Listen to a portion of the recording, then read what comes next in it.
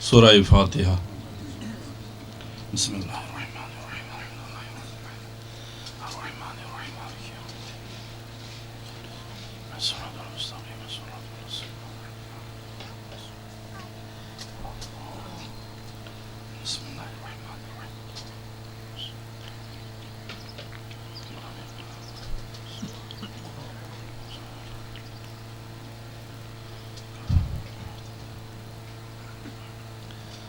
اعوذ باللہ من الشیطان اللعین الرجیم، بسم اللہ الرحمن الرحیم۔ الحمد للہ رب العالمین والصلاة والسلام والتحیۃ والکرام علی سیدی اسلم ما فی الوجود سر اللہ فی کل موجود نقطتی دائرۃ الوجود صاحب اللواء الحمد والمقام المحمود الخاتم لما سبق والفاتح لمن غلق المعلن الحق بالحق ابی القاسم المصطفى محمد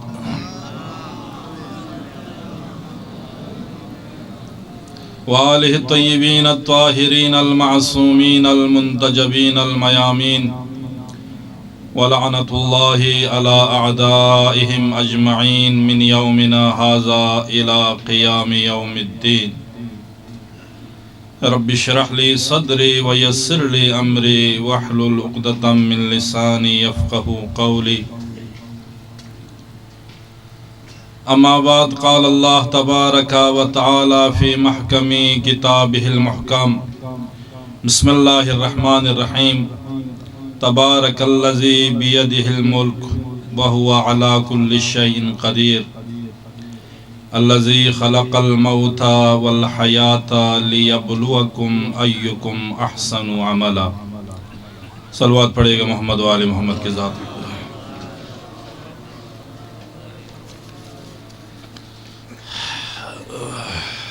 مجلس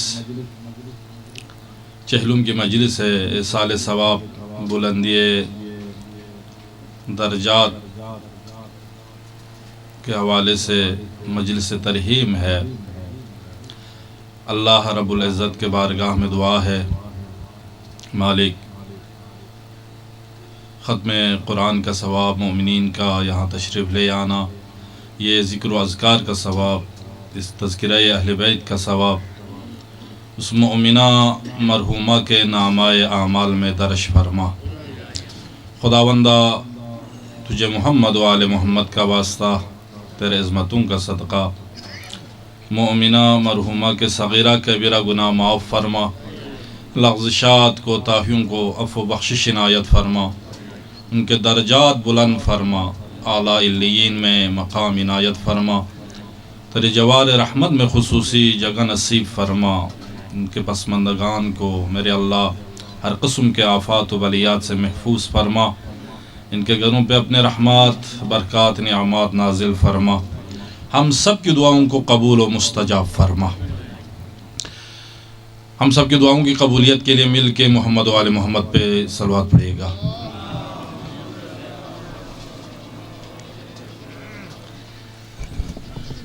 عزیزان محترم، موت برحق ہے، موت حقیقت ہے۔ موت سے فرار ممکن نہیں ہے۔ جو بھی اس دنیا میں آیا ہے تو ایک نہ ایک دن اس نے جانا ہے، یقیناً جانا ہے۔ ہر ذی روح نے موت کا ذائقہ چکھنا ہے۔ قرآن ہے نا، اللہ رب العزت نے نص قرآن ہے، قرآن میں ارشاد فرمایا کل نفس ذائقۃ الموت۔ ہر نفس نے، صرف انسان نے نہیں، ہر نفس نے، ہر ذی روح نے موت کا ذائقہ چکھنا ہے۔ موت حقیقت ہے، موت سے فرار ممکن نہیں ہے۔ صلوات پڑھے گا محمد و آل محمد کی ذات پر۔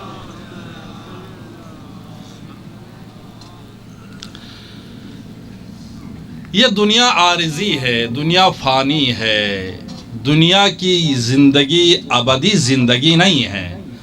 اللہ رب العزت نے اس دنیا کو ہمیشگی کے لیے دائمی انسان کا مسکن قرار نہیں دیا. یہ فانی ہے، دنیا پست ہے، گٹیا ہے دنیا، حقیر ہے دنیا، دنیا ذلیل ہے. انسان اشرف المخلوقات ہے. تمہیں عزت دی ہے، شرف دیا ہے، مقام دی ہے، مرتبہ دیا ہے، منزلت دی ہے، اشرف المخلوقات بنایا انسان کو. یہ اللہ رب العزت کے عدل کے خلاف ہے کہ اللہ رب العزت اس اشرف المخلوقات انسان کے مسکن دائمی کو ایک گھٹیا دنیا قرار دے.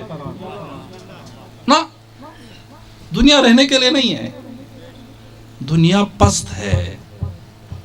قرآن ہے نا، اللہ رب العزت نے ابو البشر حضرت آدم علیہ السلام اور جناب حوا کو جب جنت سے دنیا میں اتارا نا، بھیجا نا، اعلان فرمایا آدم و حوا جا دنیا میں زندگی گزار، لیکن مختصر مدت کے لیے، ہمیشہ کے لیے.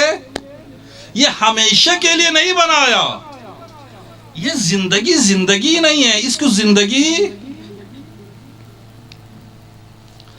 اگر دنیا ہمیشہ رہنے کے لیے ہوتی نا تو وہ ہستیاں رہتی جن کے صدقے میں کائنات بنی ہے. ہاں؟ جب احمد مرسل نہ رہے کون رہے گا؟ دنیا پست ہے، دنیا حقیر ہے. ہاں، یہ نظام قدرت ہے. اللہ رب العزت کا اپنا ایک نظام ہے، ایک مصلحت خداوندی ہے. اللہ رب العزت نے جب انسان کو اس دنیا میں بھیجا تو ٹھیک ہے، ایک ترتیب رکھی، آنے میں ایک ترتیب ہے یہ، لیکن جانے میں کوئی ترتیب، آنے میں ترتیب ہے. سب سے پہلے مثلا پردادا، پھر دادا، پھر باپ، پھر بیٹے، ہے صحیح ہے نا، پھر پوتے، پر پوتے، یہ ایک ترتیب رکھا اللہ رب العزت نے. یہ نہیں ہو سکتا باپ سے پہلے بیٹا دنیا میں آئے، ہاں، دادا سے پہلے اس کا پوتا دنیا میں آئے. نہیں، یہ نظام قدرت ہے. اللہ رب العزت نے اس دنیا میں بیچتے وقت ایک ترتیب رکھا، ترتیب کے ساتھ دنیا میں بھیجا. جانے کے کوئی ترتیب نہیں ہے. ہاں؟ ممکن ہے دادا موجود ہوں پوتا چلا جائے، باپ موجود ہوں بیٹا چلا جائیں. یہ اپنا ایک نظام ہے، نظام قدرت ہے. اور اس زندگی کو، دنیا کی زندگی کو قرآن نے، اللہ رب العزت نے زندگی نہیں کہا، اس کو زندگی سے تعبیر ہی نہیں کیا.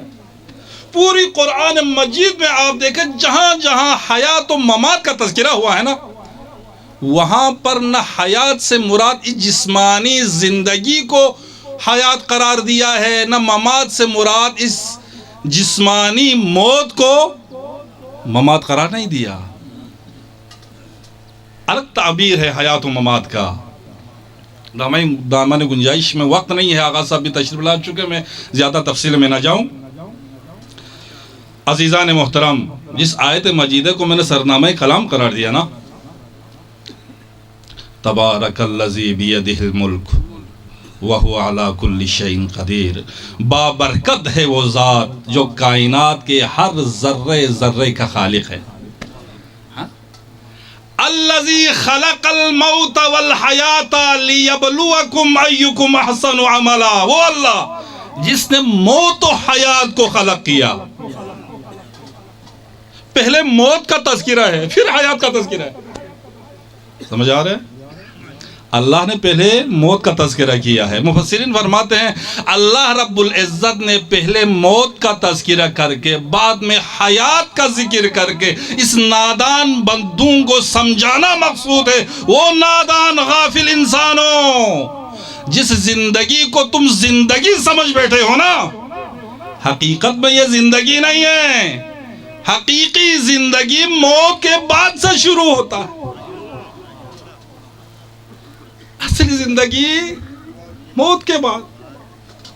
یہ زندگی نہیں ہے، اس سے زندگی.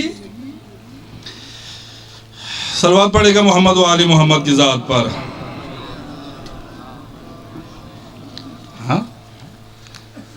ہمارے نزدیک حیات کا کیا تصور ہے؟ ہم یہی سمجھتے ہیں نا، جب تک بدن اور روح کا تعلق باقی رہے اسے ہم یہ حیات تصور کرتے ہیں، ایسا ہی ہے نا؟ ہاں۔ اور جو ہی بدن اور روح کا تعلق ختم ہو جائے، ٹوٹ جائے، ہم اسے موت تصور کرتے ہیں، اس کی زندگی ختم ہو گئی۔ نہیں، ایسا نہیں ہے۔ حیات، موت اور روح کا تعلق باقی ہے، اسے ہم حیات کہتے ہیں۔ آنکھیں ہیں دیکھتی ہے، کان ہے سنتے ہیں، ہاتھ ہے اٹھتے ہیں، پاؤں ہے چلتے ہیں، ہم اسے حیات کہتے ہیں۔ اب روح اور بدن کا تعلق ختم ہو گئے، آنکھیں ہیں دیکھتی نہیں ہیں، کان ہے سنتے، ہاتھ ہے اٹھتے نہیں ہیں، پاؤں ہے چلتے نہیں ہے، لہٰذا موت ہے، مر گئے۔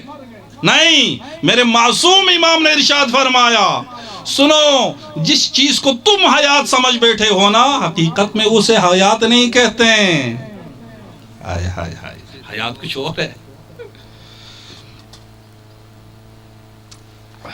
میرے امام معصوم نے فرمایا، تمہارا حیات و ممات کا جو تصور ہے نا، وہ ناقص تصور ہے، کامل نہیں ہے،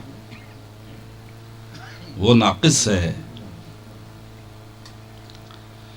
امام معصوم نے فرمایا، اگر زندہ رہنا چاہو نا، چونکہ اللہ رب العزت نے تمہیں فنا کے لیے پیدا نہیں کیا، تمہیں دائمی حیات کے لیے پیدا کیا ہے۔ کون کہتا ہے مر جاتا ہے؟ نہیں، مرتا نہیں ہے، انسان نہیں مرتا،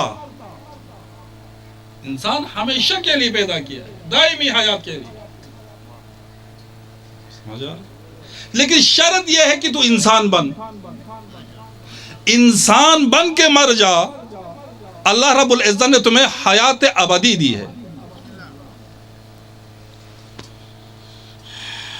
امام معصوم نے فرمایا، جو شخص حیات، اپنے مقصد حیات کو پا لیتا ہے، وہ مرتا نہیں ہے، وہ زندہ رہتا ہے۔ زندہ رہنے کا ایک اصول امام معصوم نے ارشاد فرمایا ہے، صلوات پڑھے گا محمد و آل محمد کے ذات پر۔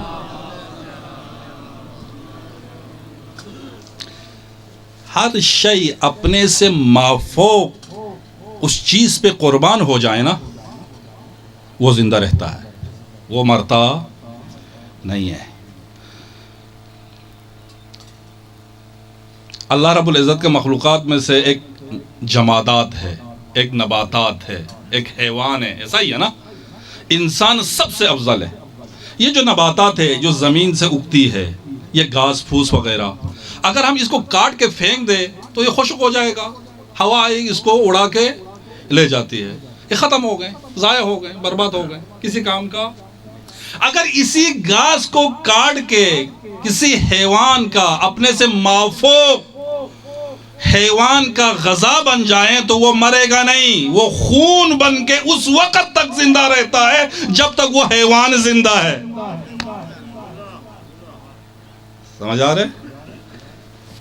اسی طرح اگر حیوان مر گیا، مردار ہو گئے، اٹھا کے پھینک دیا، ضائع ہو گئے، ختم ہو گئے، لیکن اگر وہی حیوان، وہی حلال گوشت جانور، اگر اسے ذبح کیا جائے، اپنے سے مافوق انسان کا غذا بن جائیں، تو وہ حیوان زندہ ہوتا ہے، اس انسان کے رگوں میں لہو بن کے وہ زندہ رہتا ہے، صرف اس کی کیفیت بدل جاتی ہے، رنگ بدل جاتا ہے، وہ زندہ رہتا ہے۔ اسی طرح انسان اگر اپنے مقصد حیات کو اگر وہ پالے نا، کیوں اللہ رب العزت نے مجھے دنیا میں بھیجا، میرے خلق کے مقصد کیا ہے، تخلیق، اپنے مقصد کے تخلیق کو اگر سمجھ بیٹھے، اس کے مطابق زندگی گزارے، تو اس کو موت نہیں آتی، وہ مرتا نہیں ہے۔ اگر انسان اپنے سے مافوق اس کی رضا کے لیے اگر وہ زندگی گزارے، اسے موت نہیں آتی۔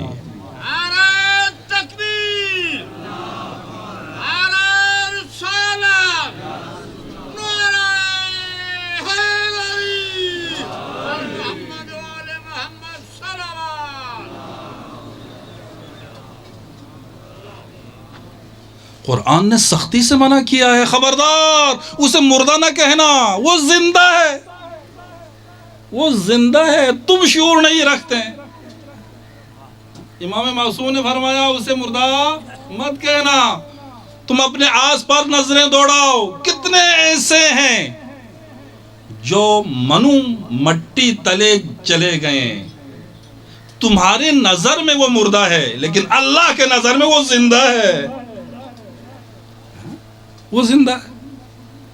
وَلَا تَقُولُوا لِمَنْ يُقْتَلُ فِي سَبِيلِ اللَّهِ أَمْوَاتٌ بَلْ أَحْيَاءٌ وَلَكِنْ لَا تَشْعُرُونَ۔ جو راہ خدا میں قتل ہو جاتے ہیں اسے مردہ مت کہو، وہ زندہ ہے، تم شعور نہیں رکھتے، تمہیں علم نہیں ہے، تمہیں معرفت نہیں ہے، تمہیں پتہ نہیں ہے۔ سختی سے منع کیا، اسے مردہ مت کہو۔ عجیب ہے، ایک اور مقام پر قرآن مجید میں اللہ رب العزت نے اس سے بھی سخت لہجے میں فرمایا وَلَا تَحْسَبَنَّ الَّذِينَ قُتِلُوا فِي سَبِيلِ اللَّهِ أَمْوَاتٌ۔ خبردار دل پہ گمان بھی نہ کرنا، سوچنا بھی نہیں ہے کہ فلان مر گئے، وہ زندہ ہے، اللہ کے ہاں سے رزق پا رہے ہیں، وہ زندہ ہے لیکن تم شعور نہیں رکھتے ہیں۔ اصل مقصد یہ ہے عزیزو، انسان کو اپنا مقام کا پہچان ہونی چاہیے۔ اگر معرفت ہو نا، اپنے مقصد حیات کو اگر پالیں تو وہ زندہ رہتا ہے۔ مین چیز انسان کی عمل ہے، عمل سے زندگی بنتی ہے، جنت بھی جہنم بھی۔ ہاں، یہ خاکی اپنی فطرت میں نہ نوری ہے نہ ناری ہے۔ کوئی اگر عذاب آ جائے نا، یہ اللہ رب العزت کی طرف سے نہیں آتے ہیں، ہمارے خود عمل اپنے اعمال کے ساتھ ہوتا ہے۔ اگر جنت بھی یہی دنیا ہے، کتنا کریم ہے وہ ذات، اس مختصر سی زندگی کو، دنیا کو ابد الآباد رہنے والی آخرت کی اس زندگی کے لیے ذریعہ قرار دیا ہے، ایک ذریعہ قرار دیا ہے۔ حدیث قدسی ہے نا، او میرے بندو، اس مختصر زندگی میں، دنیا میں اس طرح سے زندگی گزارو جو میں چاہتا ہوں، وہ کام کر جو میں چاہتا ہوں۔ میرا تم سے یہ وعدہ ہے، کل جنت میں تمہیں وہ عطا کروں گا جو تو چاہے گا۔ اس دنیا میں تو میرا بن، اپنے مقصد حیات کو سمجھ، مقصد حیات کو سمجھ کے زندگی گزار، کل جنت میں تمہیں وہ عطا کروں گا جو تو چاہے گا۔ ہاں، یہ حقیقت ہے عزیزان محترم۔ میں مختصر کروں، جو بھی انسان اس مختصر زندگی میں، دنیا میں زندگی گزارتے ہیں نا، جو کچھ وہ کرتا ہے، مرنے سے پہلے جانکنی کے حالت میں اللہ رب العزت کا وعدہ ہے، انسان کے سامنے پیش ہوتا ہے وہ تمام۔ مَن يَعْمَلْ مِثْقَالَ ذَرَّةٍ خَيْرًا يَرَهُ وَمَن يَعْمَلْ مِثْقَالَ ذَرَّةٍ شَرًّا يَرَهُ۔ ذرہ برابر اگر نیکی کی ہوگی نا، وہ بھی آپ کے سامنے پیش ہوگا، دکھائیں گے آپ کو۔ اگر برائی ہے، وہ بھی مجسم ہو کے، تجسم اعمال معصومین علیہ السلام کے فرامین ہیں، آپ کے اعمال کو مجسم جسم کی حالت میں آپ کے سامنے پیش کریں گے۔ اس وقت انسان پچھتائے گا، فریاد کریں گے، میرے اللہ، میں مٹی ہو گیا ہوتا، میں کوئی پرندہ ہوا ہوتا، میں انسان نہ ہوتا۔ لیکن اس پچھتاوے کا کوئی فائدہ۔ شیخ بہائی ہمارے مکتب کے بہت بڑے ایک مجتہد گزرے ہیں، فقیہ گزرے ہیں۔ انہوں نے ایک واقعہ نقل کیا ہے، اس کو شیخ عباس قمی نے بھی اپنی کتاب منازل آخرت میں نقل کیا ہے، شیخ صدوق نے بھی اس واقعے کو نقل کیا ہے۔ کوئی خواب نہیں ہے، حقیقت، آنکھوں دیکھے حال۔ ایک مومن، متقی، پرہیزگار، عارف باللہ، اس زمانے کا، اپنے زمانے کا بہت بڑا عارف تھا۔ شیخ بہائی فرماتے ہیں، میرا یہ دستور تھا، دن کو کبھی اگر موقع مل جائیں، ٹائم مل جائیں، تو میں خصوصی طور پر ان کے پاس جایا کرتا تھا وعظ و نصیحت کے لیے۔ شیخ بہائی جیسی شخصیت، عظیم ہستی، ایک فقیہ ہے، وہ فرماتے ہیں، وہ عارف تھا میرا دوست، ایک دن میں ٹائم نکال کے ان کے پاس گئے گپ شپ کے لیے، تو میرے دل میں تھا آج میں تھوڑا زیادہ وقت نکال کے جاؤں گا، تھوڑی زیادہ وقت دے دیں گے۔ جب ان کے پاس پہنچا وہ پریشان سا تھا، انہوں نے سوال کیا، خیر ہے آج آپ پریشان سا لگ رہے ہیں؟ انہوں نے فرمایا کہ شیخ صاحب آج ایک عجیب سا واقعہ میرے ساتھ پیش آیا ہے، میں بڑا پریشان ہوں۔ ان کا خیر ہے، کیا ہوا؟ ان کا قبلہ میرا یہ دستور ہے، میں صبح کی نماز پڑھنے کے بعد قبرستان جاتا ہوں، قبرستان جا کے میں فاتحہ پڑھتا ہوں۔ میرے 25-30 سال ہو گئے، میرا یہ دستور ہے، لیکن کبھی اس طرح کو کوئی واقعہ پیش نہیں ہوا۔ آج جب میں صبح نماز پڑھ کے قبرستان پہنچا، جب میں فاتحہ پڑھنے لگا تو ایسی خوشبو محسوس ہوئی، ایسی خوشبو میں آپ کو بتا نہیں سکتا، الفاظ نہیں ہے میرے پاس کہ میں آپ کو بتا دوں کہ دنیا میں بھی اس طرح کوئی خوشبو ہے۔ کبھی میں نے ایسی خوشبو محسوس نہیں کی تھی۔ میں حیران ہوا، پریشان ہوا، آگے پیچھے دیکھا تو میں نے ایک جوان، توجہ ہے نا، میں نے ایک جوان کو دیکھا، انتہائی حسین و جمیل خوبصورت نوجوان ہے، دروازے سے آ رہے،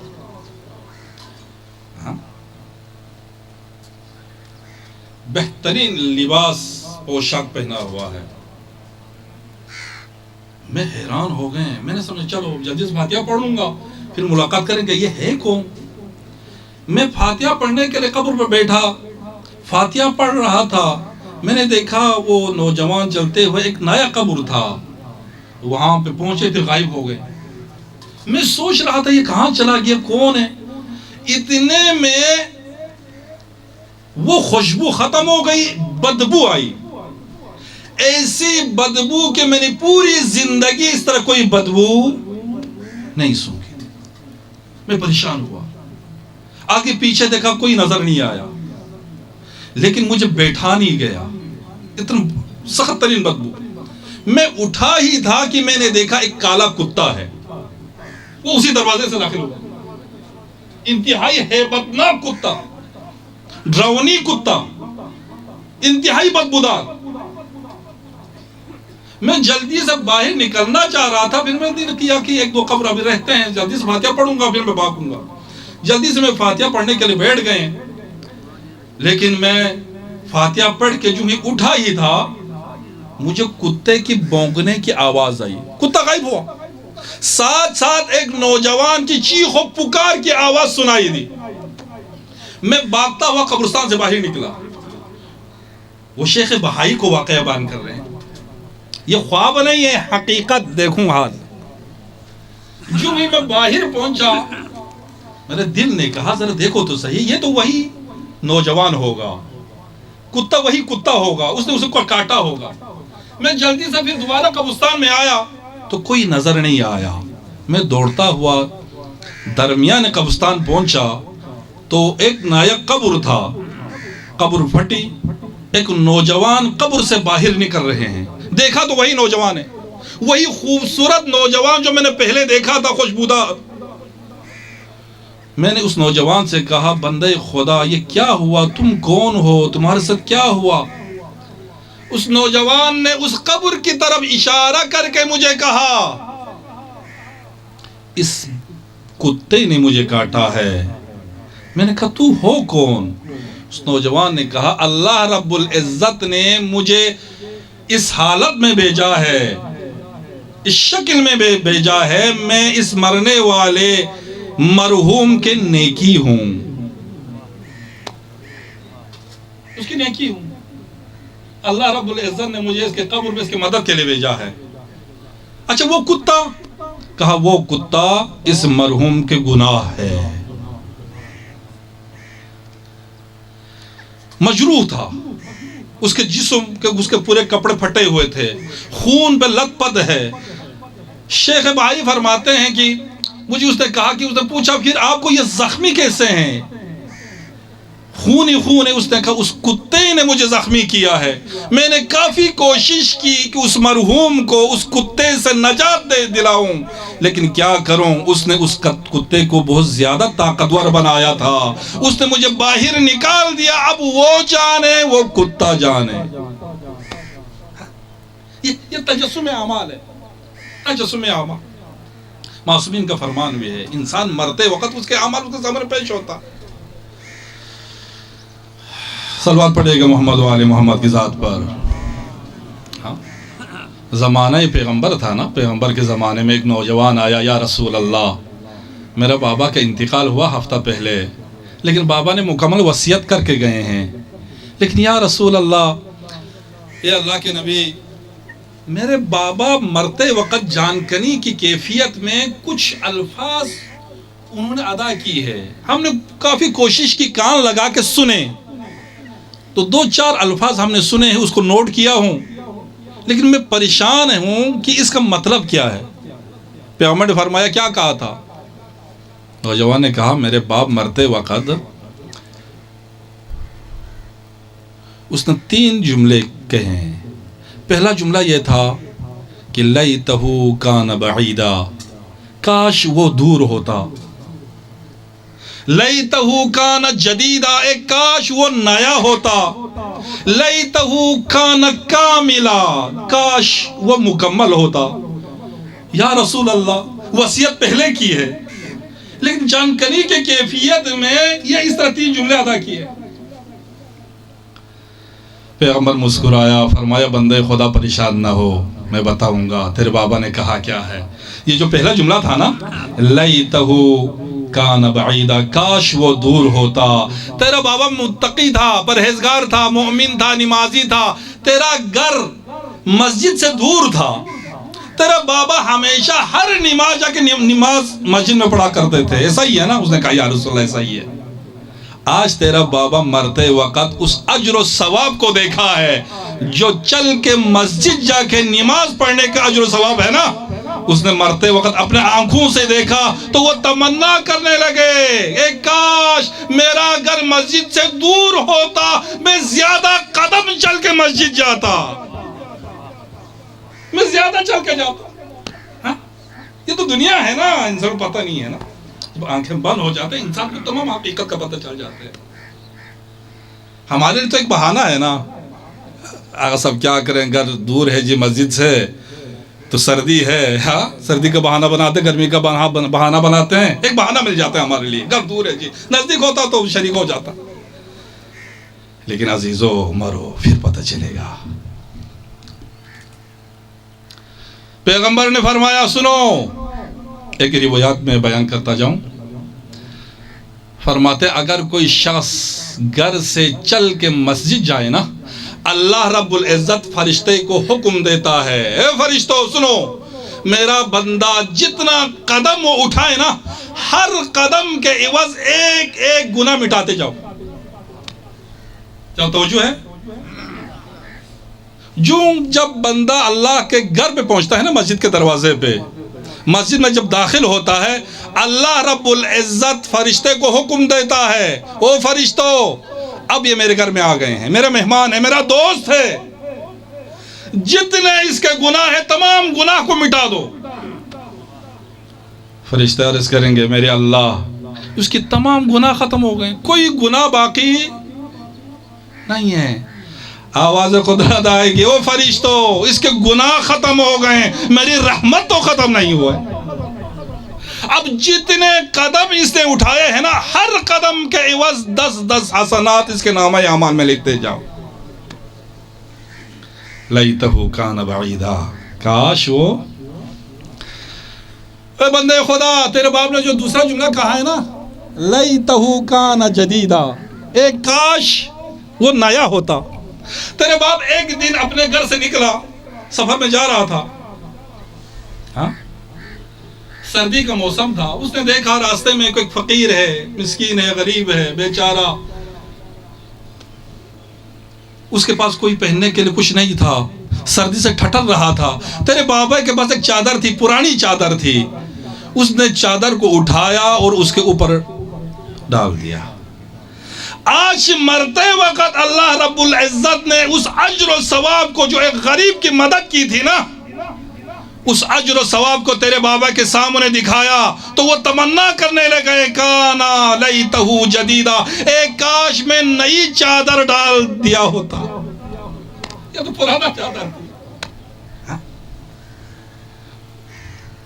اور لیتہ کانا کاملا، ایک کاش وہ مکمل ہوتا۔ وقت آ گئے، میں زیادہ مومنوں کو زحمت نہ دوں۔ ایک کاش وہ مکمل ہوتا۔ پیغمبر کا جملہ ہے، پیغمبر نے فرمایا، بندے خدا تیرا باپ سفر میں تھا، اس کے پاس ایک روٹی تھی، ہاں راستے میں اس نے ایک غریب کو دیکھا جو بھوکا تھا، اس نے اس روٹی کو توڑ کے آدھا روٹی اس غریب کو دی، آدھا خود کھائی۔ چلو تو بھی کھا لو، میں بھی کھا لوں گا۔ آج اللہ رب العزت نے وہ آدھا روٹی جو فقیر کو اس نے دیا تھا نا دنیا میں، اس کے اجر و ثواب کو جب دکھایا، وہ تمنا کرنے لگے، ایک کاش میں پوری روٹی دیا ہوتا۔ بس عزیزو، اگر زندگی گزارنے ہو نا، اپنے مقصد حیات کو سمجھو، مقصد حیات کو سمجھو، دین پہ عمل کرنے کی کوشش کرو۔ یہی دین ہے۔ اگر مکمل طور پر اللہ رب العزت کے فرامین کے مطابق زندگی گزاریں، وہ مرتا نہیں ہے۔ اللہ رب العزت اسے حیات ابدی عطا کرتا ہے۔ اس دین کی قدر کیا کرو عزیزو۔ اس دین کو بچانے میں ہمارا لگا کچھ نہیں ہے، لیکن آل محمد کا بچا کچھ نہیں ہے۔ ہاں بس دو جملے مصائب کا، تاکہ ذکر مکمل ہو جاؤں۔ ہاں اگر پوچھتے ہو نا اس دین کو بچانے میں کیا قیمت لگی ہے، یا سید السجاد سے پوچھ، یا شام غریبان کی اجڑی زینب سے پوچھ۔ اللہ اکبر۔ ہمیں مفت ملا ہے نا، زینب کبریٰ سے پوچھ۔ خدا کے دین کو بچانے کے لیے وہاں سے گزر گئی زینب، جہاں سے گزرنے کے لائق نہیں تھی۔ ارے جس کے ماں کے جنازہ رات کی تاریکی میں اٹھا ہو، اس کی بہو بیٹیاں کبھی اس دربار، کبھی اس بازار۔ اللہ اکبر۔ لوگ تماشائی کرتے ہوئے، اشارہ کرتے ہوئے کہتے رہے، وہ دیکھو باغی کا بہن آیا ہے۔ اجرکم علی اللہ۔ آزادارو، اللہ آپ کو شام لے کے جائیں، ہم سب کو زیارت نصیب ہو۔ آج بھی وہ مقام شام میں موجود ہے جہاں علی کی بیٹی کئی گھنٹے کھڑی رہی، لیکن کسی نے نہیں کہا زینب تھک گئی ہے بیٹی جا۔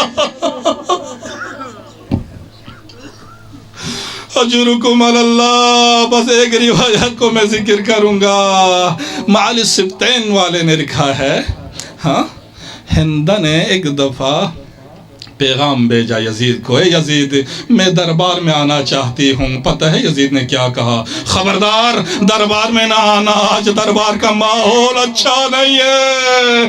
ہائی زینب تیری اپنی قسمت، ہندہ آنا چاہے، دربار کا ماحول اچھا نہیں، لیکن علی کی بیٹی زینب۔ اجرکم علی اللہ۔ ہندہ کی طرف سے اصرار بڑھا نا، یزید نے اجازت دی، ایک کرسی کو رکھا گیا جہاں علی کی بیٹی زینب خاک پہ بیٹھی تھی نا، ایک کرسی رکھی گئی، ہندہ آئی کرسی پہ بیٹھی اور پہلا سوال کیا، اے قیدن بتا تو کس شہر کے رہنے والی ہو؟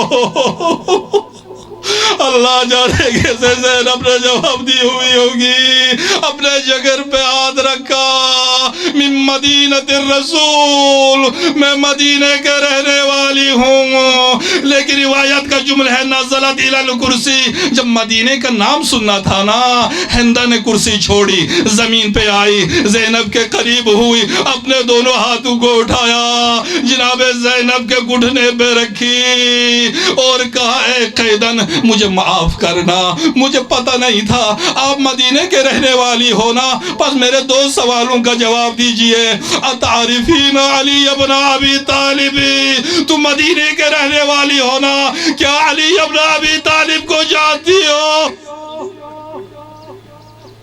اجرکم علی اللہ۔